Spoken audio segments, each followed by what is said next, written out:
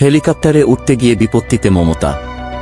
আবার চোট পেলেন ভারতের পশ্চিমবঙ্গের মুখ্যমন্ত্রী মমতা ব্যানার্জি। এবার দুর্ঘটনা দুর্গাপুরে। শনিবার আসানসোলে লোকসভা ভোটের দুটি প্রচার সভা রয়েছে মমতার।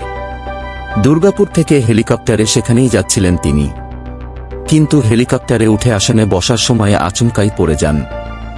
একটি ভিডিও ফুটেজে ধরা পড়েছে গোটা ঘটনা।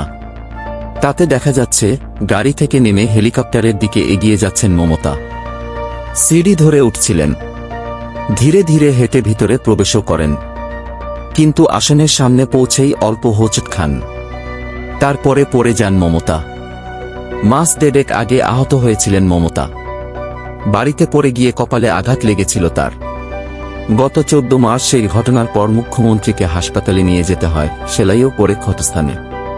তার 44 দিন পরে আবার আহত হলেন মমতা।